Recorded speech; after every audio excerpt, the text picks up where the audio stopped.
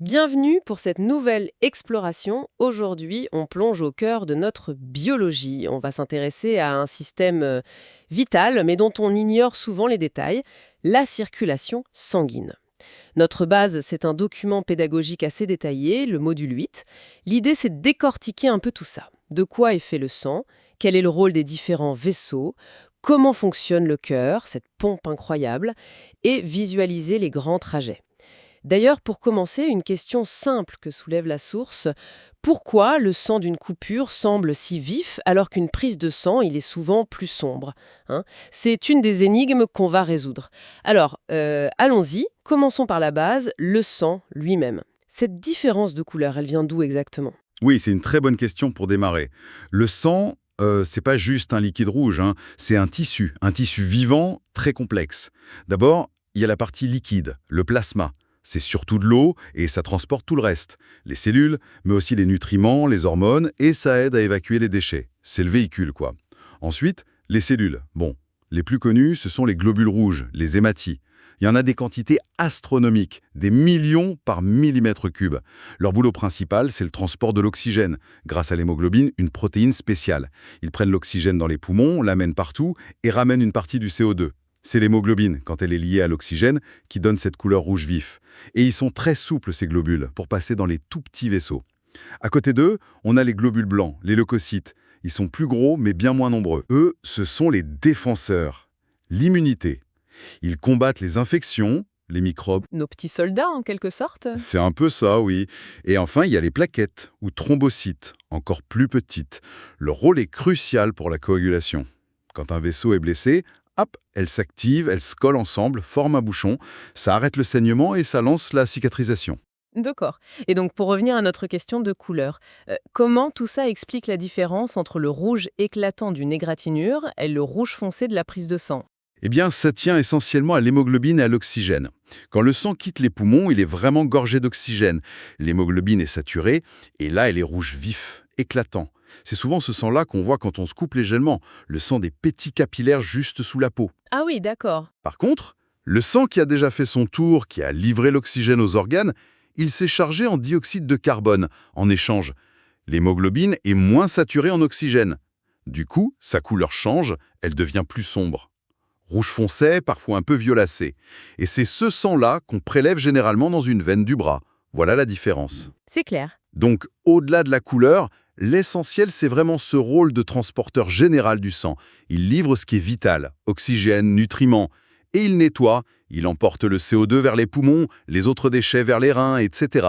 Un vrai service de livraison et de collecte interne. Compris. Donc, on a le contenu, on a les transporteurs, mais il faut des routes pour que tout ça circule, que ça aille des poumons aux muscles, des intestins au cerveau. J'imagine qu'on parle des vaisseaux sanguins, là. Exactement. Le sang ne flotte pas librement, hein. Il est canalisé dans un réseau très organisé de vaisseaux. On en distingue principalement trois types. Les artères, les veines et les capillaires. Chacun a une structure bien adaptée à sa fonction. Alors, les artères, ce sont les voies rapides qui partent du cœur vers les organes. Leurs parois sont épaisses, élastiques. Elles doivent résister à la pression forte du sang éjecté par le cœur. Le flux y est rapide. Les autoroutes, en somme. C'est une bonne image, oui. Ensuite, les veines. Elles, c'est le chemin du retour. Elles ramènent le sang des organes vers le cœur. La pression y est beaucoup plus basse, le débit plus lent. Du coup, leurs parois sont plus minces, plus souples. Et une chose intéressante, surtout dans les jambes, c'est qu'elles ont souvent des valvules, des petits clapets anti-retour. Ah oui, pourquoi ça? Pour aider le sang à remonter vers le cœur, contre la gravité. Sans ça, le sang aurait tendance à stagner en bas. Logique. Et le troisième type? Le troisième, ce sont les capillaires. C'est le réseau local, si on veut. Extrêmement fin, un maillage très dense au cœur même des organes. Leur paroi est incroyablement mince, une seule couche de cellules. C'est là que tout se passe, les échanges. Le sang ralentit énormément, la pression baisse, et à travers cette paroi ultra fine, l'oxygène passe du sang aux cellules, le CO2 fait le chemin inverse, les nutriments sont livrés, les déchets sont collectés. C'est la zone d'échange par excellence. Donc, si je résume, l'efficacité des capillaires repose sur 3 points. Leur nombre immense, qui crée une surface d'échange énorme. Absolument, des milliers de kilomètres mis bout à bout. Alors paroi hyper fine qui facilite le passage des substances et le ralentissement du sang qui laisse le temps pour ces échanges. C'est une conception assez géniale. Tout à fait. Et un point important que souligne la source, notre circulation est dite fermée. Le sang reste toujours à l'intérieur de ce réseau de vaisseaux. Il ne se déverse pas directement sur les organes. D'accord. On a le fluide, le réseau, mais qu'est-ce qui pousse le sang? Quelle est la pompe derrière tout ça? J'imagine qu'on arrive au cœur. La source le décrit comme un muscle creux, pas plus gros qu'un poing. C'est exactement ça. Le cœur, c'est le moteur. Et son anatomie est vraiment la clé pour comprendre comment il fonctionne. Il est divisé en deux moitiés, une droite et une gauche. Et ces deux moitiés sont complètement séparées par une cloison musculaire étanche, le septum. C'est très important, hein. Chez l'adulte sain, le sang de droite ne se mélange jamais avec le sang de gauche. D'accord, donc deux pompes en une, mais bien séparées. C'est ça. Et dans chaque moitié, on a deux cavités. En haut, une oreillette qui reçoit le sang. Et en bas, un ventricule qui l'éjecte. L'oreillette communique avec le ventricule du même côté par une valvule, une sorte de porte à sens unique. Le sang passe de l'oreillette au ventricule, mais ne peut pas revenir en arrière. Bon, alors suivons le chemin du sang dans cette double structure. Comment ça se passe? Sur un côté droit, il s'occupe du sang sale, pauvre en oxygène, qui revient de tout le corps par les grosses veines caves.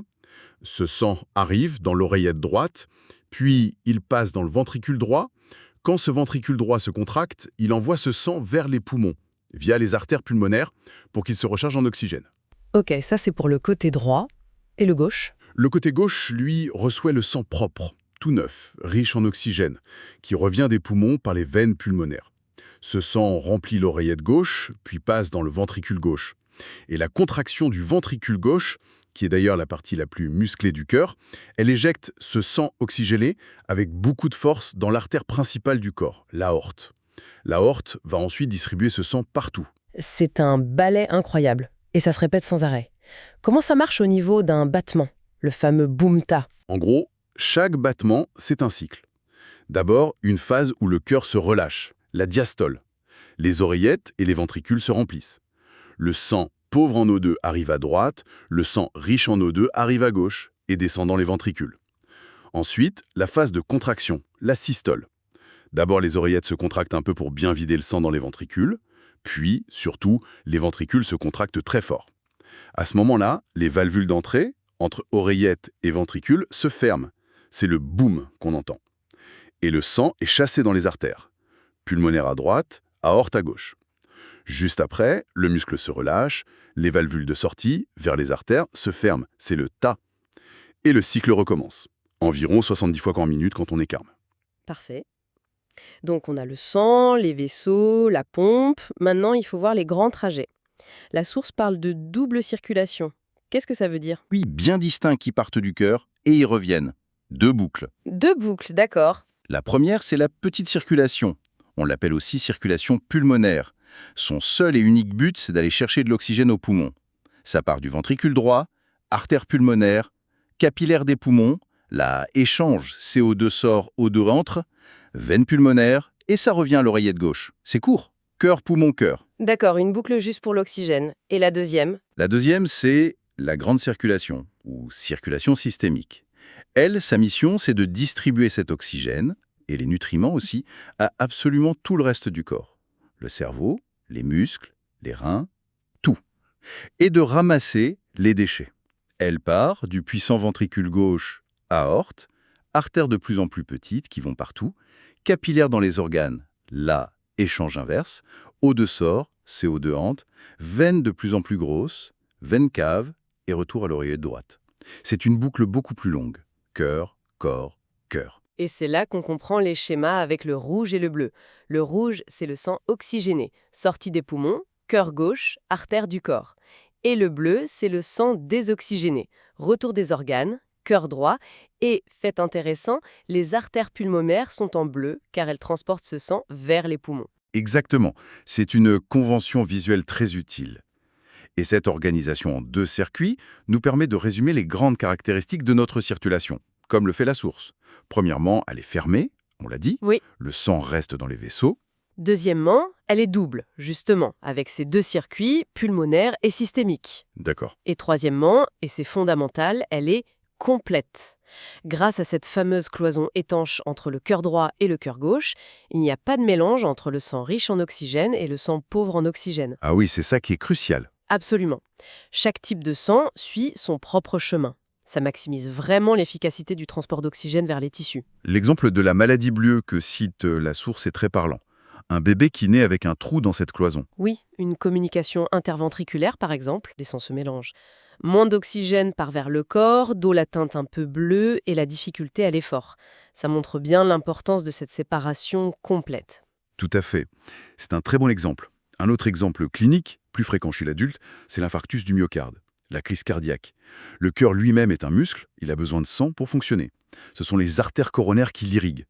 Si une de ces artères se bouche, souvent à cause d'une plaque de graisse, l'athérome, une partie du muscle cardiaque ne reçoit plus d'oxygène.